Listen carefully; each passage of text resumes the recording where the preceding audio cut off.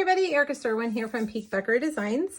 I'm going to show you how to make this bright, bold, beautiful card featuring the Snailed It Bundle from the 2021 spring catalog from Stampin Up.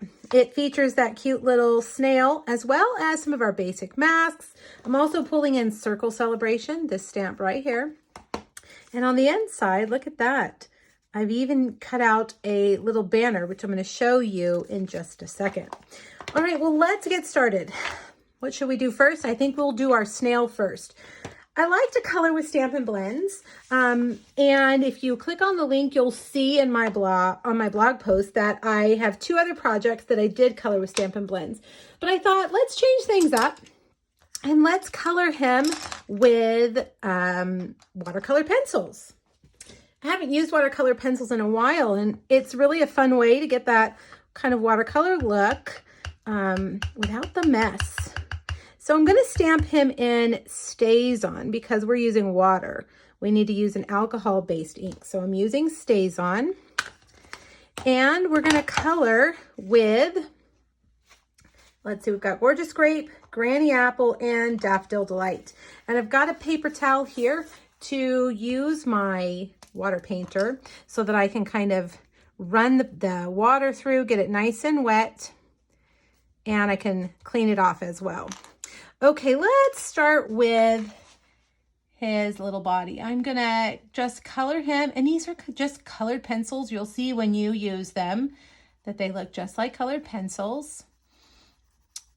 And we're gonna color him in. As soon as we add the water, you'll see a big difference in the way that the ink looks, if that's what you call it on a pencil. We're going to color that in, and it looks like you've colored your map in 3rd grade, you know, with your colored pencils. But take that water painter and look at that. It just really starts to make things look painted. I just love it. Our water painters come in a pack of 3, and you've got 3 different sizes. This is the skinniest one because I knew I needed to get in some small spaces. With watercolors, the more layers of color you use, the darker and more bold and vivid your color is going to be. For my snail on my card, I believe I did 2, maybe 3 layers, but for the sake of the video today, I think we'll just do 1. When you do a layer, you have to let it dry and then go back and do another layer and let it dry, and then go back and do another layer and let it dry. So we don't have time for that on the video, so I'll just stick with 1. You can see it's still just as beautiful. Okay, Granny Apple, green. Okay, make sure you've taken your pencil and wiped it, or your water painter, and wiped it dry on a paper towel. And now I'm gonna blend all this color together. Smooth out all those little lines, those coloring marks. Okay. Now, one thing I am gonna do here is I'm gonna go back and I'm gonna add in some darker color while it's wet with my colored pencil. That's going to give it a shadow. Hopefully you guys can see that. Okay, a little bit of shadow there. Okay, now we're moving to yellow, so I got to make sure that I'm nice and clean on my aqua painter. So color that one in. Okay, and then blend it all together.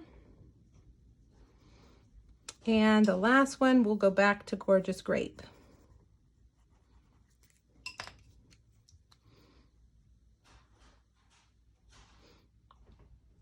Isn't she adorable? Little snail with eyelashes.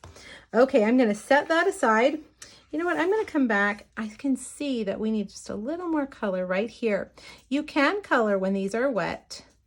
You'll notice that the color behaves a little bit differently. Not bad, just different. All right, we're gonna move her up there to dry. And while we wait for her to dry, let's make this background. You're gonna need your grid paper, and a piece of gorgeous grape cardstock that is 4 by 5 1/4.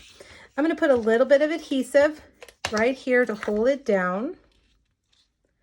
All right, and I've got one of our basic masks. And let's see, I think I want it going this way. I'm going to put this right here, and I'm going to use some Post-it tape. I've got, if you've never used Post-it tape, you need to check it out. I've got a link to my Amazon favorites on the top of my blog, and this is one of them. All right, so now I'm going to use this awesome new blender brush and some gorgeous grape, and I'm just going to start inking it all over. Now this can get a little messy, especially when you're using a dark color like gorgeous grape. So just be careful that when you touch the mask, when you're done, to wash your hands, or just make sure you don't touch anything white. All right, let's see if we can get all that color filled in.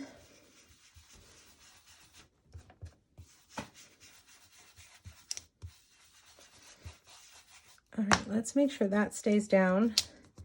Let's lift it up and see how it looks.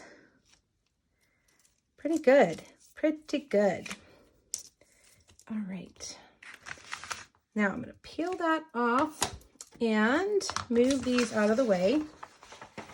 We're going to trim what I call a ditch out of the middle. I'm going to cut off a 1-inch section, and this right here is your 1-inch section, and then over here is a 2-inch section. That middle piece that we cut off in the middle, we are going to use it on the inside. Okay, so let's cut off a 2-inch section and a 1-inch section. And we'll save that piece for inside. So now we've got our Highland Heather card base, and I'm going to use dimensionals on this. I think I'm going to use a big dimensional sheet. These are our foam adhesive sheets. I really like them for things like this because I can just cut big, chunky foam adhesive pieces. All right, so we're going to do this side first.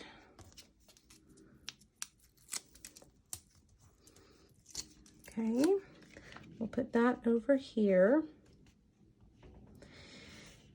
Now, we're going to put this on this side, but I need to do some stamping first. So I think what I'm going to do is take my pencil. You know, which one do I want to use? I think maybe I'll use this one. And I'm just going to draw a light line right there. That way I know where to stamp my, whatever you call these, branches, foliage, grass, I don't know. All right, so I'm using Gorgeous Grape ink. And I guess that the line probably wasn't necessary after all. All right, there we go. Oh no, look at that. Let's see if I can salvage it. Let's see if I can lay that down right there. All right, well, we'll go with it. Let's close that up. And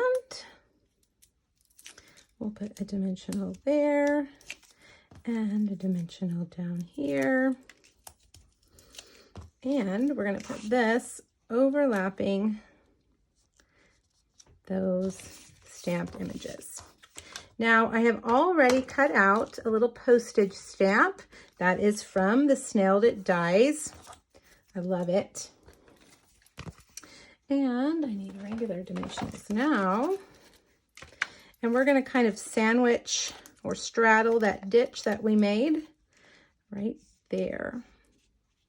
But we need to cut out our cute little snail too. So let's make room for the cut and emboss machine. we shall find the coordinating die. Put that there.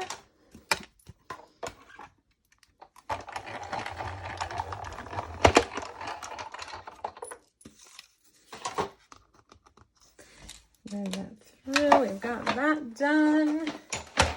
And we are going to put her, I think it's a her. A snail with eyelashes has to be a her, right? Put her right in the middle. Okay, now what about the inside? Well, we've got that strip left. Remember, I have cut out a granny apple green heart from the Be Mine Stitched Heart dies. And then I cut out this banner from the Many Messages dies. It's this one right here. This is a really cool die because you can cut out lots of labels at once. So you can run it through with white and then just keep them kind of in a basket near your stamping area and use them on your cards. Aren't they neat? So we're going to stamp You Snailed It right in the middle.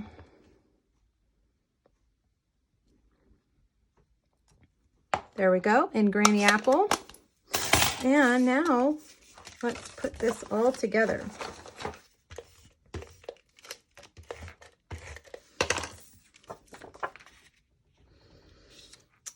And that strip that we have left over goes right there. Then I'm going to take, and I'm going to put this on with a dimensional and a dimensional because I love dimensionals. There we go. Isn't that cute? I think the inside is just as cute as the outside.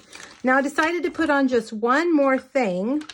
And my Take Your Pick tool, here it is, it rolled away. I'm going to use the sticky end to get some of these pearls. Now make sure you hop over to my blog. There is a PDF there that has the dimensionals and all the supplies I used, as well as 2 other Snailed It projects that you can use for inspiration. All right, everybody, I hope you like this project. Please let me know if you have any questions. Thanks so much. Bye-bye.